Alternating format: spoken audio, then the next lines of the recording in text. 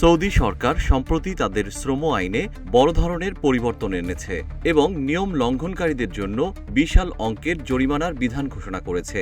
বিশেষ করে বিদেশি কর্মী নিয়োগের ক্ষেত্রে দেশটি এখন আগের চেয়ে অনেক বেশি কঠোর ও বিশাল অঙ্কের জরিমানা বিধান রেখেছে। সম্প্রতি সৌদি আরবের মানব সম্পদ ও সামাজিক উন্নয়ন মন্ত্রী আহমেদ আল রাজি নতুন এই শ্রমসূচি সংশোধন করেছেন। গালফ নিউজের প্রতিবেদন অনুযায়ী এখন থেকে কোনো প্রতিষ্ঠান যদি বৈধ ওয়ার্ক পারমিট ছাড়া কোনো বিদেশি কর্মীকে নিয়োগ দেয় তবে সরাসরি 10,000 রিয়াল জরিমানা করা হবে। মূলত সৌদি শ্রম বাজারে স্থিতিশীলতা ফিরিয়ে আনতে এবং অনিয়ম দূর করতেই এই কঠোর পদক্ষেপ। শ্রম আইনের 167 ধারা অনুযায়ী 15 বছরের কম বয়সী শিশুকে কাজে নিয়োগ করা এখন থেকে গুরুতর অপরাধ।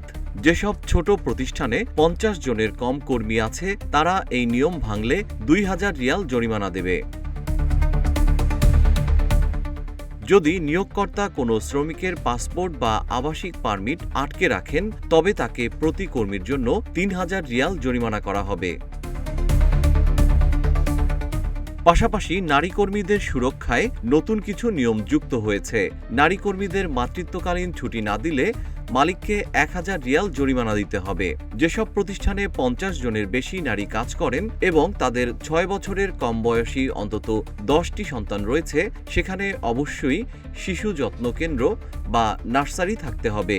এ নিয়ম না মানলে জরিমানা 3,000 রিয়াল।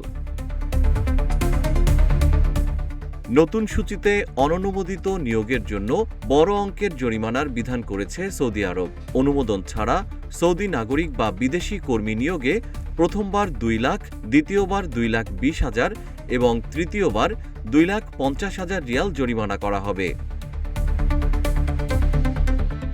এছাড়া ইলেকট্রনিক চুক্তি নেওয়া বা অনলাইন কন্ট্রাক্ট না করলে প্রতি কর্মীর জন্য 1,000 রিয়াল জরিমানা গুনতে হবে মালিককে।